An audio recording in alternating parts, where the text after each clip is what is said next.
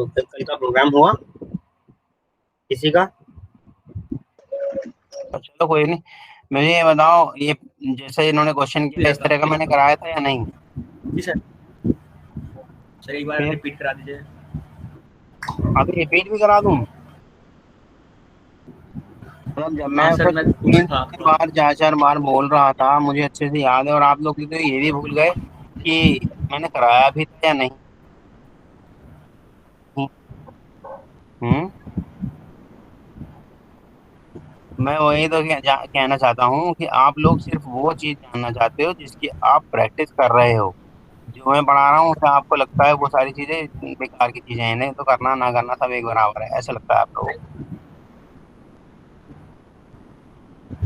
पर जो मैंने कराया था वो क्यों नहीं, अब मतलब उस टाइम पे क्यों नहीं ये वाली चीज आई थी, और मैंने ये तो खुद यहाँ पे लिख लिख के कराई थी। तो ये कमाल की बात है कि किसी को भी याद नहीं आ रहा, और आज तुम्हें भी याद नहीं आ रहा कि खुशी मैंने कराया था। आपने कराया मतलब डर के कह रहे हो या फिर सच में कराया था? नहीं कराया था। फिर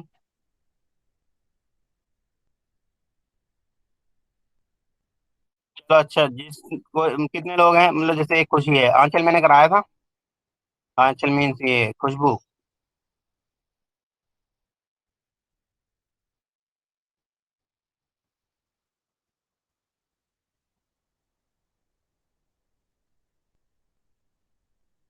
इतना लेट लेट क्यों आ रहे हो भाई सब के सब?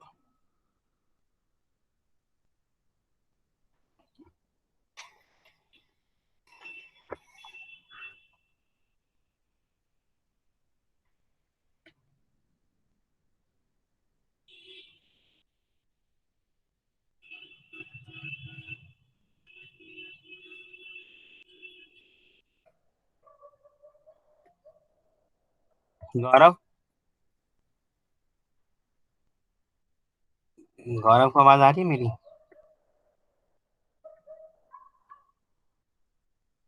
एक तो यार तुम लोग बोलते नहीं हो इसलिए मुझे गुस्सा आता है। जिस किसी का नाम लो चुपचाप बैठ जाते हो।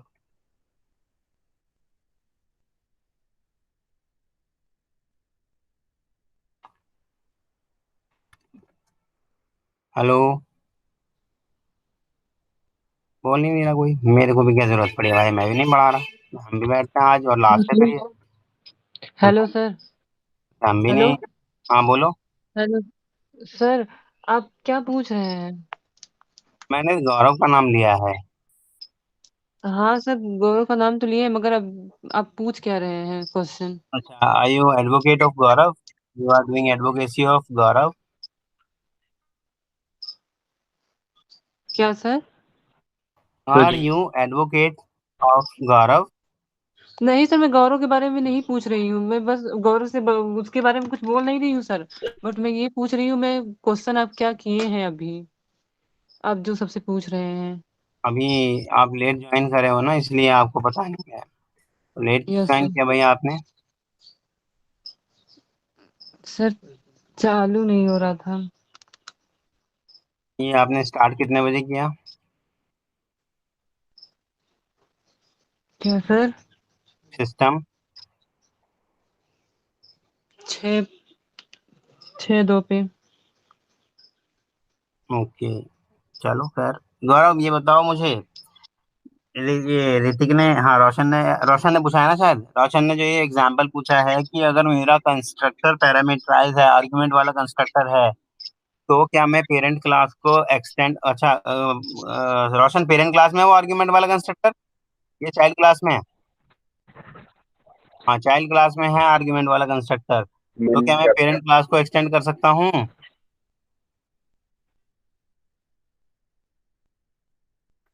बोलो भाई।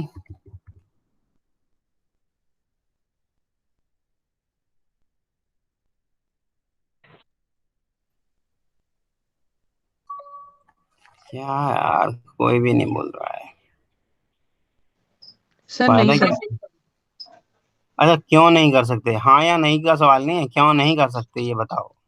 क्योंकि सर कंस्ट्रक्टर का आई थिंक मुझे पता है कि कंस्ट्रक्टर का ये रूल है कि अगर चाइल्ड पेरेंट के पास अगर पैरामीटराइज है तो चाइल्ड के पास होगा। पेरेंट के पास नहीं है पैरामीटराइज, सिर्फ चाइल्ड के पास है पैरामीटराइज, और तो पेरेंट के पास कुछ नहीं भी नहीं है। होगा फिर। क्यों नहीं होगा, ये तो तो पता नहीं चले। होगा रीजनिंग रीजनिंग। क्या? हम्म, मुझे तो रीजनिंग चाहिए ना भाई।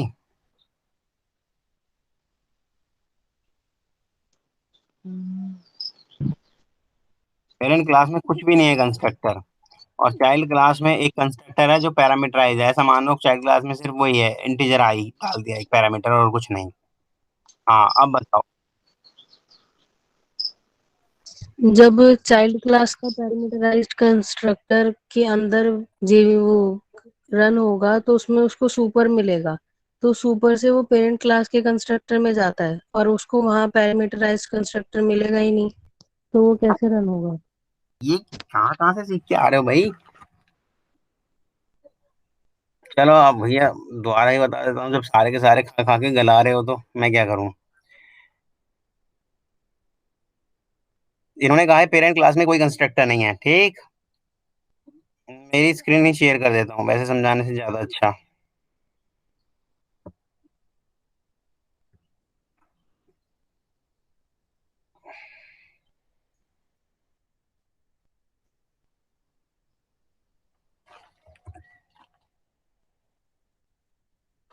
हम्म अ, मान लो इसे, ये पेरेंट है, ठीक है, और इस पेरेंट क्लास में कुछ भी नहीं है, बस एक मेन मेथड पढ़ा है, ठीक।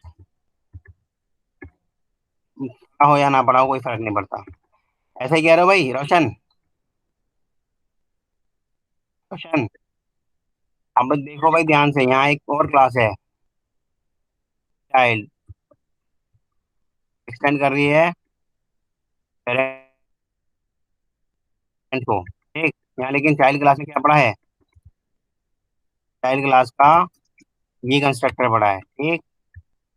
इसके अंदर मैं कुछ भी नहीं करा रहा अभी प्रिंट, ठीक, और यहाँ मेन बना दिया।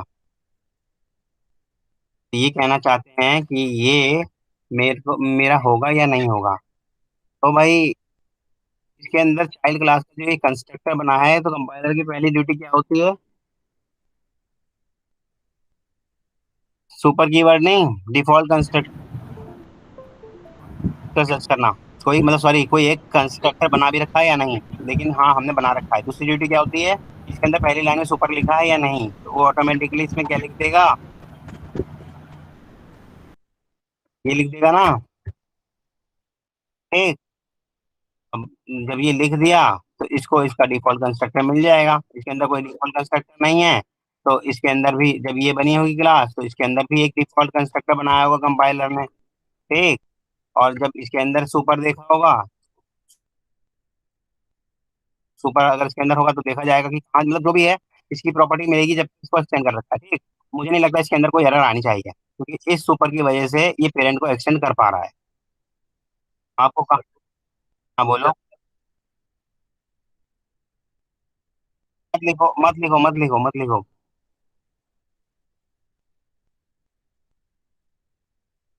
हम्म। ऐसा नहीं हो सकता। तुमने कुछ और कोड कोड तुमने कुछ और बनाया होगा, रुको फिर मैं एक काम करता हूँ, आपको कोड पर ही ले आता हूँ सीधे। हाँ बोलो। हाँ हाँ हाँ।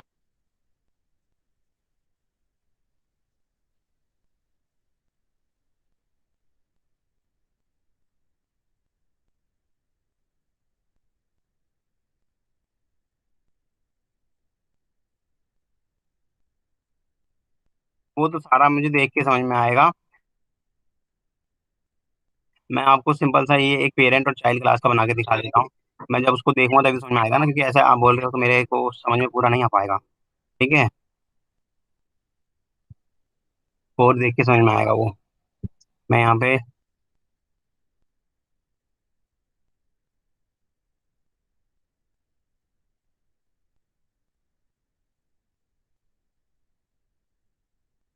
मुझे लगता है नहीं कि कोई फर्क पड़ेगा इससे।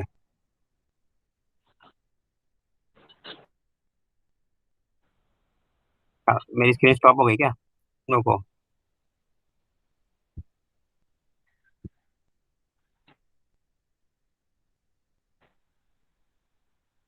दिख रही है स्क्रीन? हाँ, देखो ये मैंने एक पेरेंट क्लास बनाएगी आपकी। चाहो तो उसमें मेन डाल दो, चाहो तो मत डालो, वो आपकी मर्जी है। ठीक, मैंने सेव कर दिया। ठीक है, कुछ नहीं डाल रहा मैं उसके अंदर अभी पेरेंट क्लास में। आपने जैसा कहा वैसे ही किया। चाइल्ड क्लास की, चाइल्ड क्लास के अंदर एक पैरामीटर्स कंस्ट्रक्टर डाल दिया। चाहो तो इसमें भी मेन डालो या मत डालो, वो आपकी मर्जी है। ठीक, कोई एरर नहीं आ रही, देखो।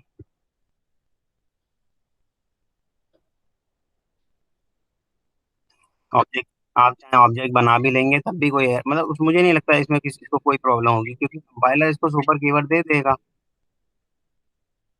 ये लो, इसका ऑब्जेक्ट बना लो। आपका क्वेश्चन क्या है?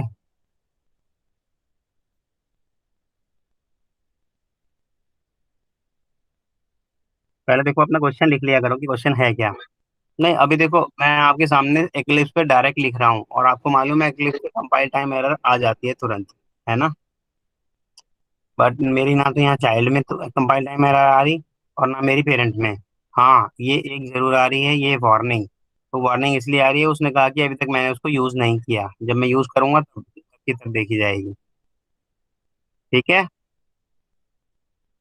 इस तरह से कोई एरर नहीं आएगी। अगर आप मुझे ऐसे कहते, इसको यहाँ पर कंस्ट्रक्टर मैं नहीं बनाया, और पेरेंट क्लास के अंदर मेरा कंस्ट्रक्टर बना हुआ है पैरामीटर वाला, कंट्रोल सी कहते हैं। मैंने अगर ऐसे किया होता तब मुझे लगता है कि आपका क्वेश्चन थोड़ा सा तो जेन्युइन है, क्योंकि मैंने ये वाला केस, क्योंकि मैंने ऐसे वाला कितनी बार बताया था आपको, बहुत बार बताया था।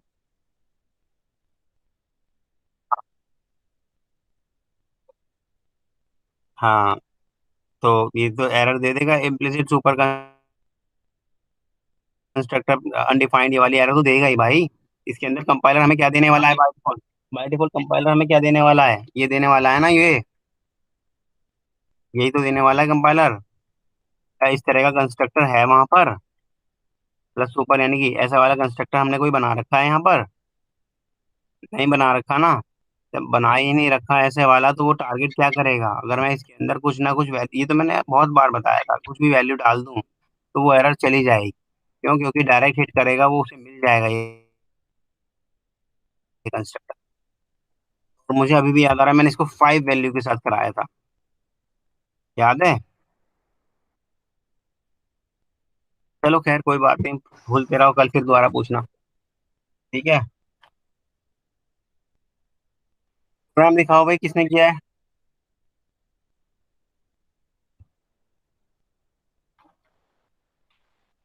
प्रोग्राम दिखाओ भाई। किसी ने भी नहीं किया? फराज, यार तुम कुछ हाँ ना जी सर करते हो, सर ना याद रखते हो लोग। Sir sir sir sir sir कराए, लेकिन सर एग्जीक्यूट नहीं हो रहा, आप एक बार देख लें बस। दिखाओ। ठीक है सर। अच्छा, ये प्रोग्राम करने की ड्यूटी केवल फराज की है? और किसी को नहीं आएगा शायद, मुझे लगता है और किसी को पूछा ही नहीं जाएगा। सर किया हूँ। सर स्क्रीन दिख रही है आपको? आज मैंने से एक आपसे बोलूं भाई, ऋतिक आपने किया है या नहीं किया, दीपक आपने किया है या नहीं किया, पवन नहीं आपने सर, किया है डिस्कनेक्ट हो या गए नहीं? थे सर, अभी नेटवर्क प्रॉब्लम आ गया था हमारे में। अभी सर डिस्कनेक्ट हो गए थे, वापस ज्वाइन हुए हैं। सभी के सब यही प्रॉब्लम बता रहे हैं, कोई बताता नहीं है यार कोई।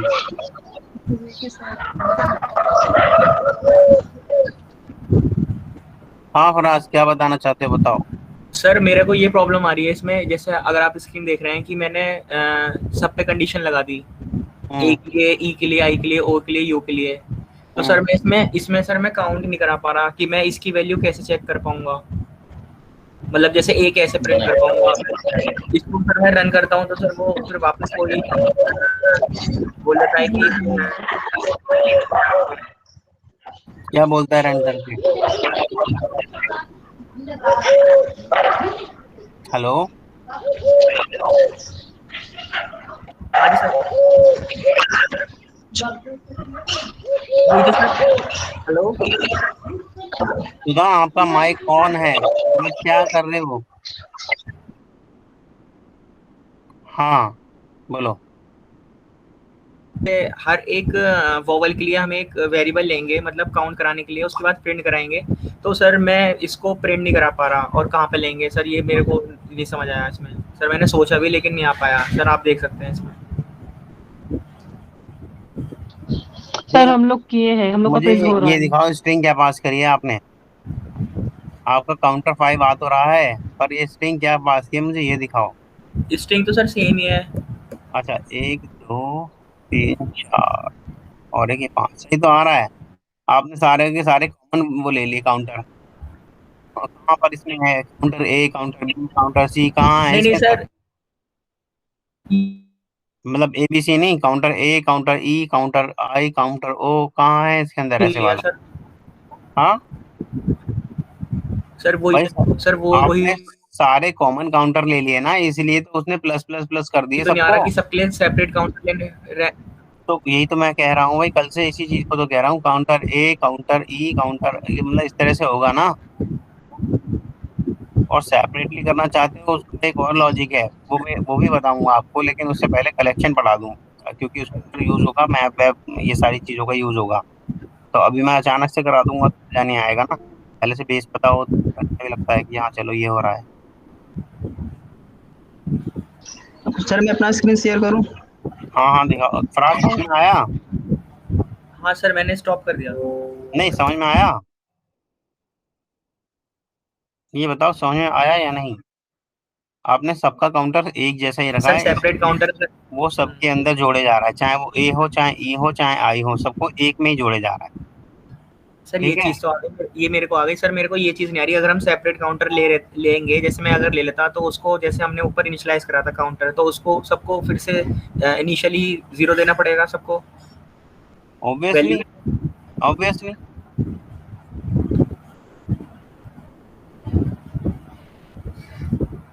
अभी सिंपल में आपको फिलहाल मतलब बेसिक लॉजिक बताना चाहता हूँ कि काम क्या हो रहा है।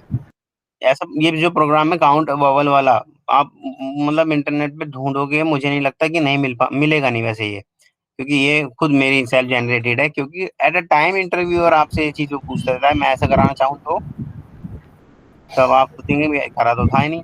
अब ये समझ में हाँ आ गया ना इसमें।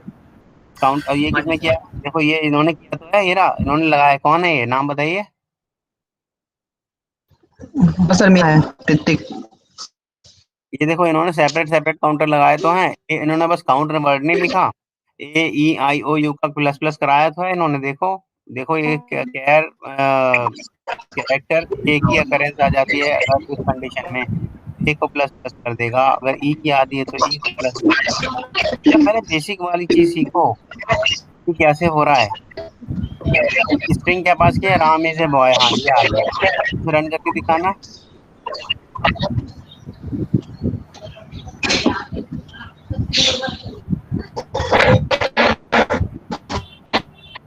बहुत बहुत नॉइस आ रहा है पीछे से।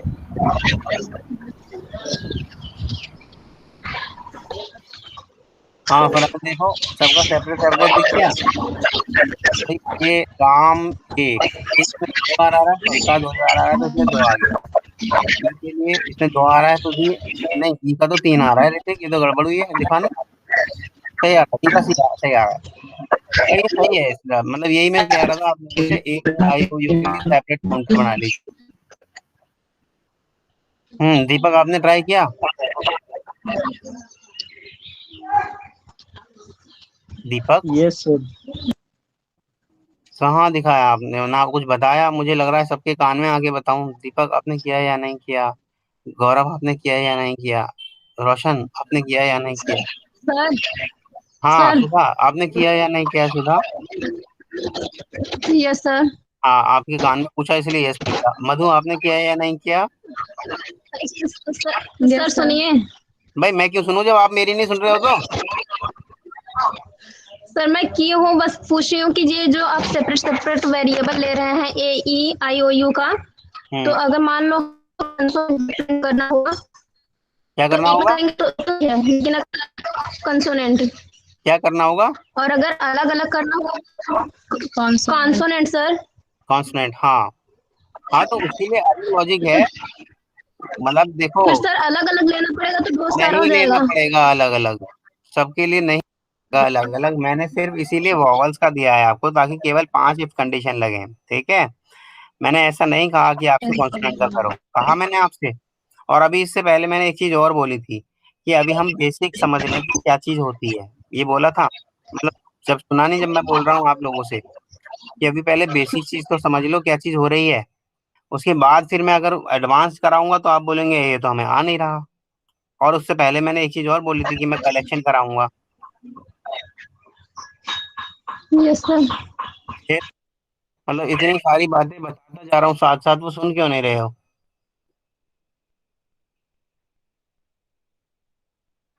जब सुनना ही नहीं है दूसरे को तो फिर क्यों ज्वाइन करते हो क्लास को? मधु आपने किया है ये?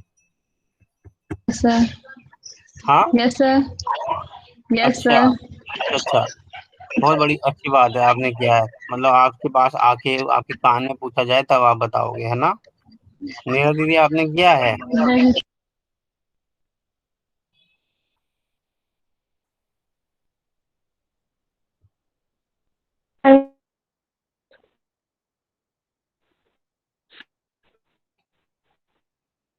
हेलो।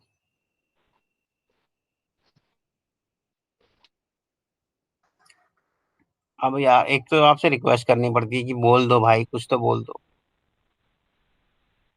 शायद एक ही है नीरा यादव क्लास। नहीं किया। मुझे अब आवाज आई है, अगर किसी को इससे पहले आई हो तो बता दो भाई।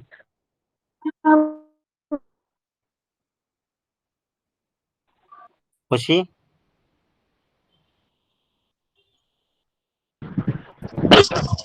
हेलो। हाँ किया है।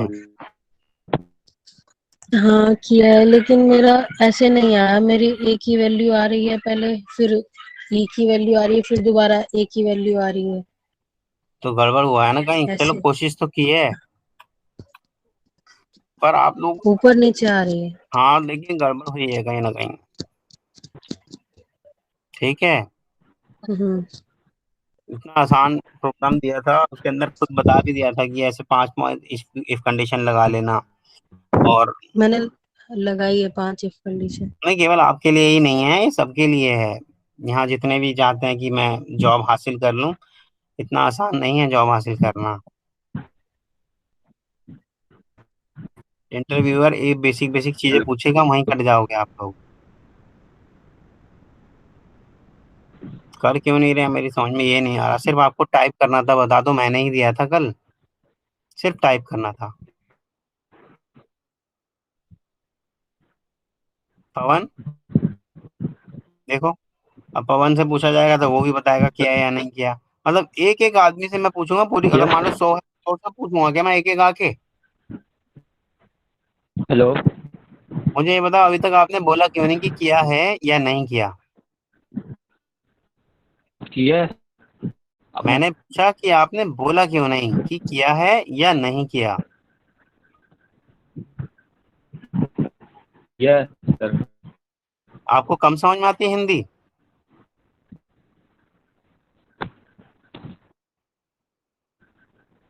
क्या मैं क्लास कल से इंग्लिश में लेनी शुरू करूं अगर हिंदी समझ में कम आती है तो?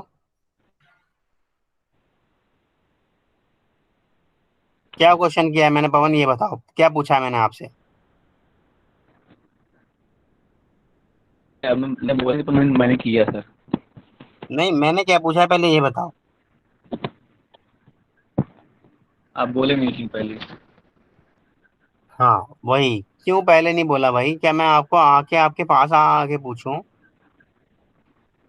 नहीं सर, ऐसा बात नहीं। लग तो मुझे ऐसी ही बात रही है भाई। बहुत सारा टाइम निकाल दिया। कलेक्शन करना चाहता था मैं, आज कलेक्शन स्टार्ट करना चाहता था। चलो कलेक्शन थोड़ा स्टार्ट तो कर ही लेते हैं भाई। देखो बोल दिया करो सभी, जब मैं अगर क्वेश्चन पूछ रहा हूँ तो सबसे पूछ रहा हूँ, ऐसा नहीं कि एक एक का नाम लेके पूछूंगा कि भाई आपने किया है या नहीं किया आपने। मतलब टाइम किसका खराब हो रहा है? हम लोगों का ही तो हो रहा है। क्या फायदा उससे, है ना? और कोशिश किया करो, यस कुछ ना कुछ तो करा यस करो भाई, कुछ भी मतलब ट्राई तो करा करो, कम से कम दिमाग में ये तो रहेगा कि हाँ अच्छा कीबोर्ड में ए यहाँ पे है, एस यहाँ पे, डी यहाँ पे, एफ यहाँ पे, टाइपिंग तो आएगी कम से कम। अब मुझे कुछ तो दिखाओ कि मैंने ये किया, कोई भी कुछ तो दिखाता ही नहीं है। जबरदस्ती पूछा जाता है तब जाकर ये खुल के आता है हाँ जी मैंने किया है, कोई कहता है हाँ जी मैंने नहीं किया, वरना चुपचाप बैठे हैं सब। चलो कलेक्शन फ्रेमवर्क की बात करते हैं, ठीक है, प्रोग्राम भी देखेंगे आगे। सर शेयर करें। पवन हाँ दिखाना चाहते हो तो दिखा दो। शेयर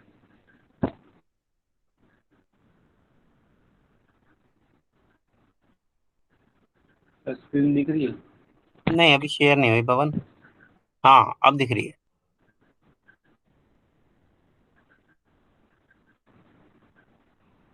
सर ये है सर, ये काउंट वाला सर। पवन आपकी तो स्क्रीन नहीं दिख रही है, ब्लैक दिख रहा है सारा।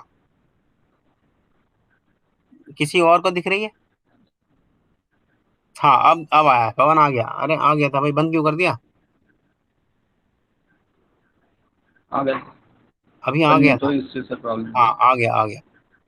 ये आपने क्या यार, बंद आ क्यों गया करे जा रहे हो, पढ़ने तो दो मुझे। आपने क्या, कैर बस और बन गया था। कंडीशन लगा दिया, कैर और कंडीशन लगा दिया। तुम बंद क्यों करे जा रहे हो पवन, पढ़ने ही नहीं दे रहे। वो एक तो ये, दिखा स्क्रीन। हाँ दिख रही है। आई ओ यू, ओके। ए के लिए प्लस कर दिया, बी की ई के लिए। पवन सबसे ऊपर जो आपने इफ कंडीशन लगाई है कैर वाली, जिसके अंदर कैर ए और लगा के, कैर ये आई और लगा के, हाँ ये वाली, ये किस लिए लगाई है?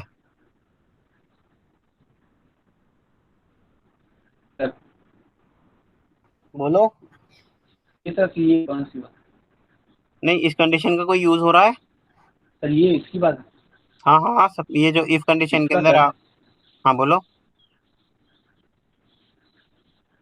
यस सर, अगर मैच करेगा तो अभी अंदर आएगा, अगर आर इससे आर आ गया तो अंदर नहीं आएगा सर वो।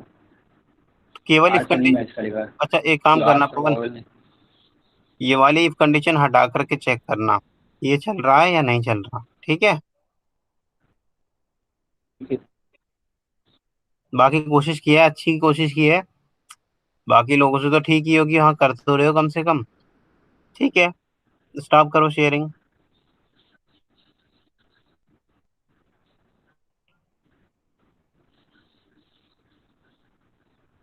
स्टॉप कर दो शेयरिंग।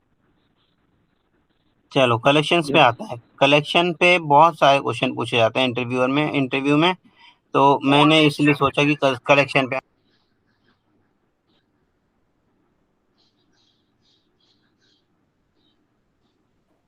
कलेक्शन में बहुत सारे क्वेश्चन पूछे जाते हैं इंटरव्यू में, तो कलेक्शन पे हम करेंगे। और कलेक्शन के अलावा इसके अंदर ऐसा और कुछ नहीं है, regular expression, inner class, garbage collector, नहीं और कुछ मुझे, एक्सेप्शन हैंडलिंग है, एक्सेप्शन हैंडलिंग भी करेंगे, बट पहले कलेक्शन कर लेते हैं, इसको इसके क्वेश्चन ज़्यादा पूछे जाते हैं, ठीक है। तो कलेक्शन क्ला फ्रेमवर्क पे आ जाइए, आप अपने अपने मोबाइल में खोल लीजिए।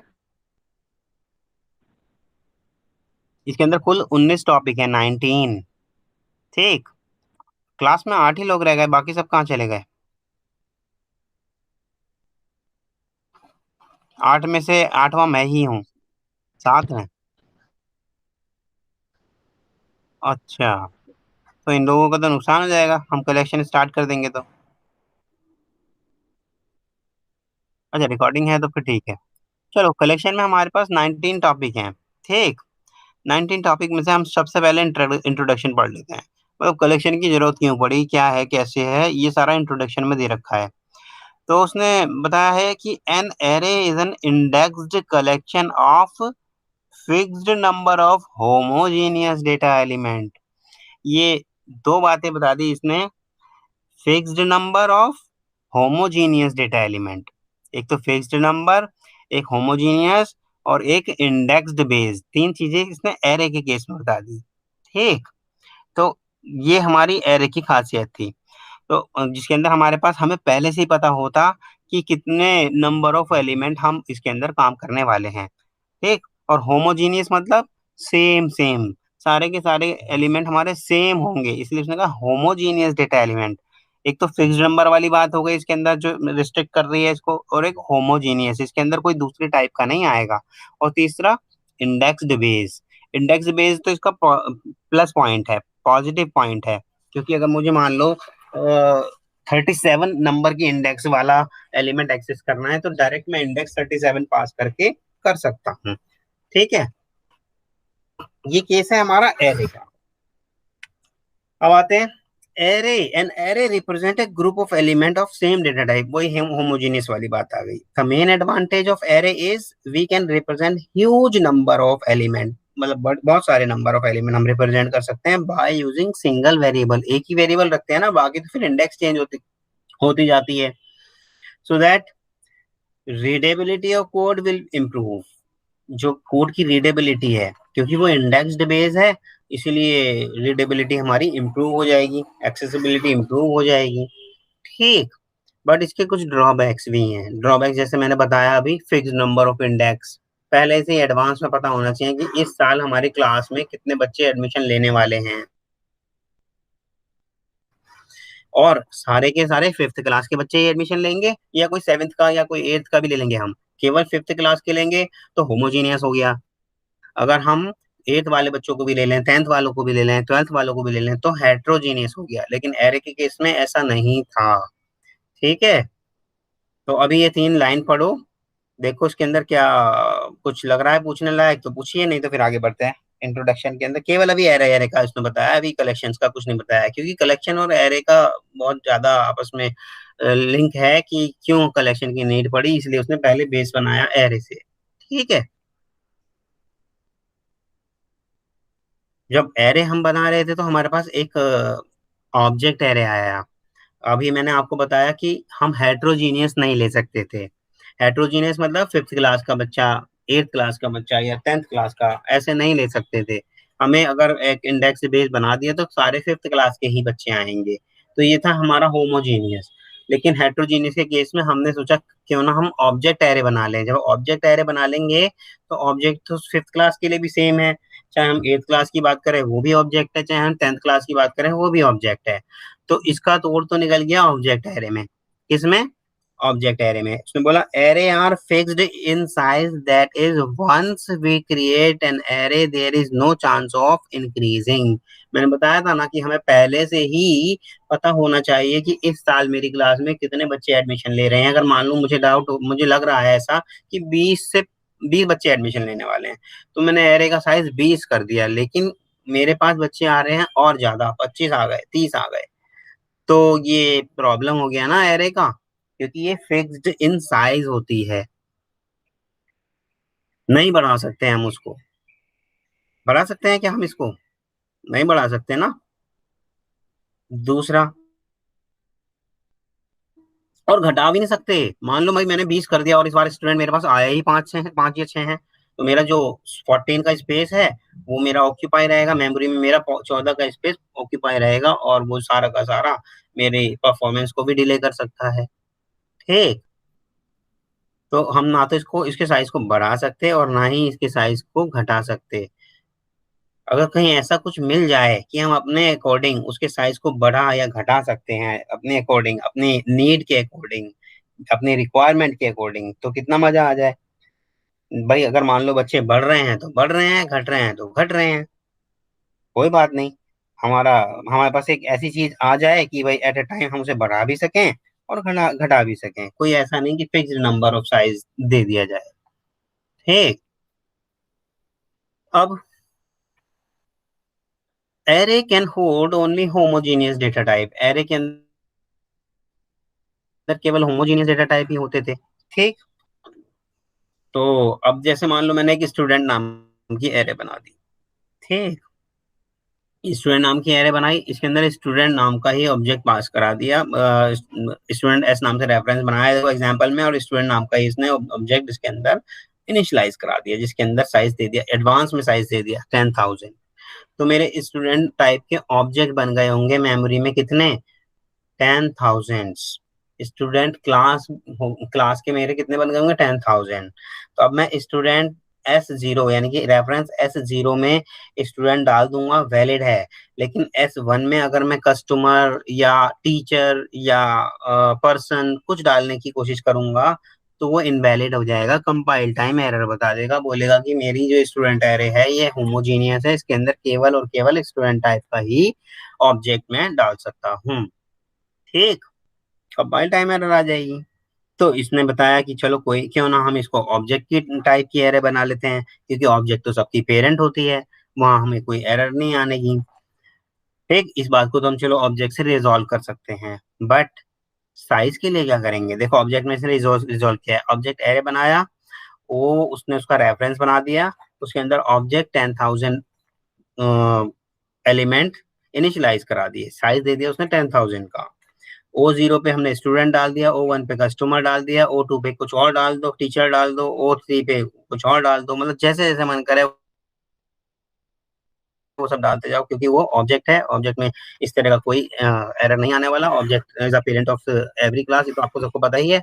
तो ये आपको पता है, parent can hold child object, parent reference can hold child object, है ना।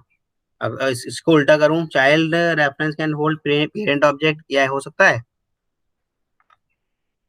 सुधा?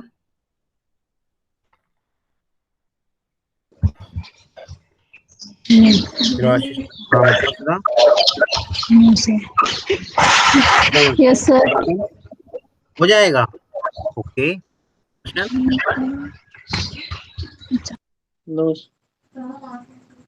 नहीं हो पाएगा भाई, सीधी सी बात है, ये तो कितनी बार पढ़ा है हमने, पढ़ लेना उसको सारा जितना भी पिछला पढ़ा है।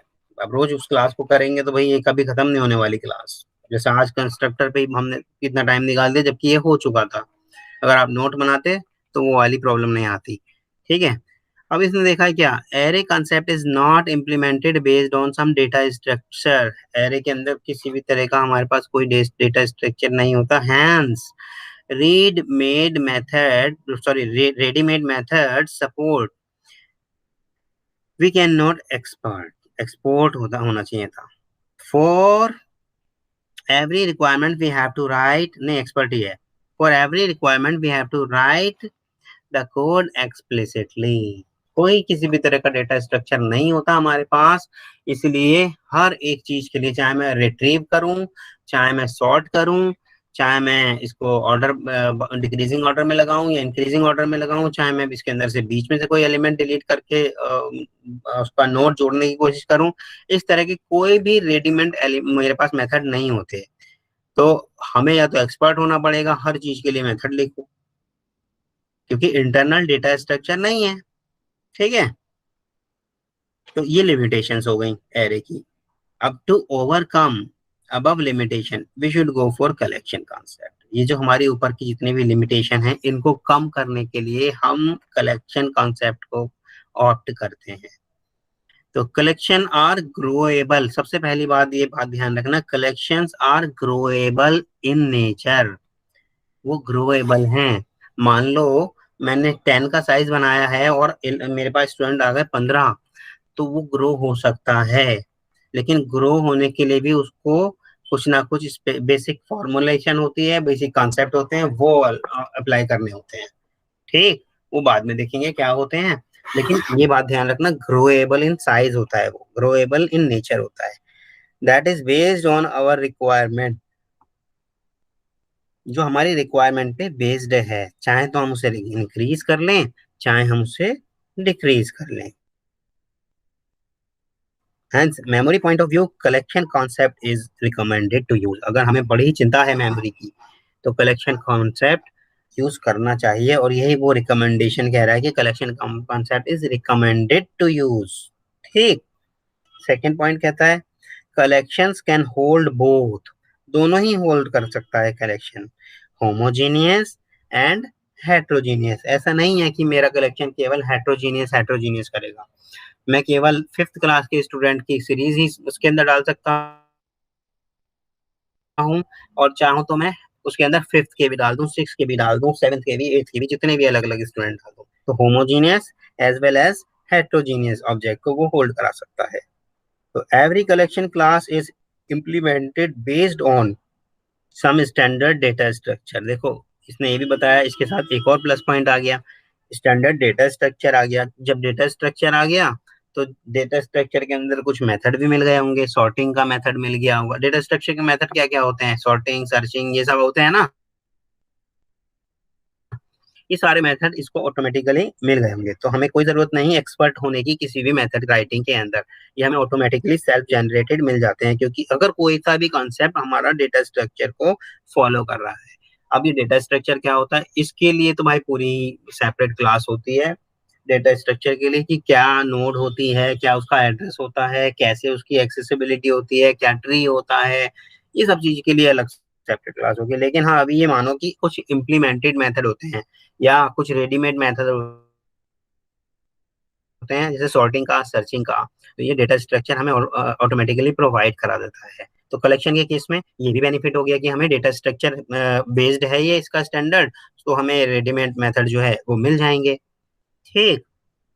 Being a programmer, we can use these method directly without writing the functionality on our own। वही कि हमें इसकी फंक्शनैलिटी खुद लिखने की कोई जरूरत नहीं, हम उन्हें डायरेक्ट यूज कर सकते हैं।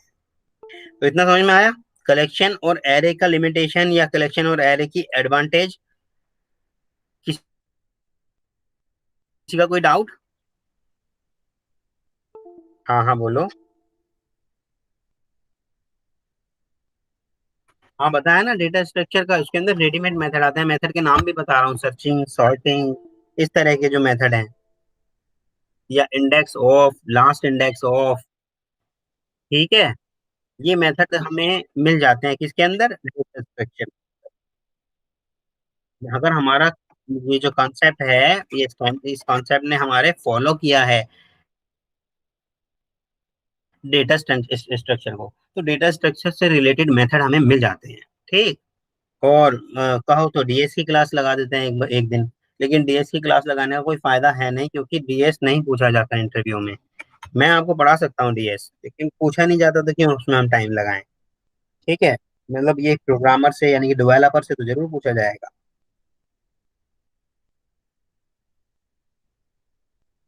आपने रोशन क्या किया है ग्रेजुएशन में? अच्छा डीएस चलने वाला है, तब तो तुम्हें तो मिल जाएगा, समझ में आ जाएगा। कौन सी लैंग्वेज पढ़ रहे हो? सी, C plus plus?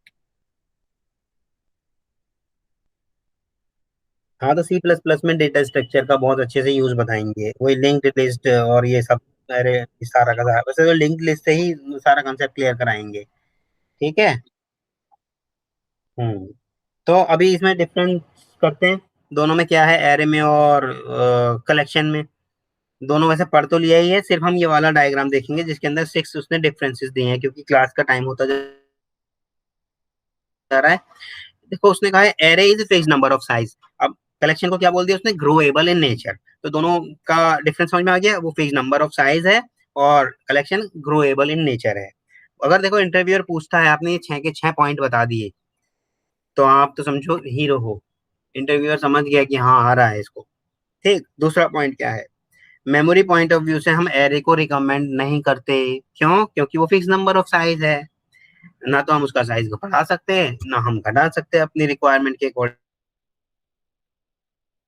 But collection is growable in nature है, इसलिए हम memory point of view collection are highly recommended to use. दूसरा डिफरेंस समझ में आ गया। तीसरा देखते हैं परफॉर्मेंस। अब देखो कलेक्शन इतनी सारी चीजें दे रहा है ना, तो कहीं ना कुछ तो कॉम्प्रोमाइज किया होगा, तो ये थोड़ी सारा कुछ अच्छा अच्छा होता जाएगा। कलेक्शन अगर आपको ग्लोबल इन नेचर आ रहा है और मेमोरी पॉइंट ऑफ व्यू से वो अपने आप ही हमारे लिए सेफ है,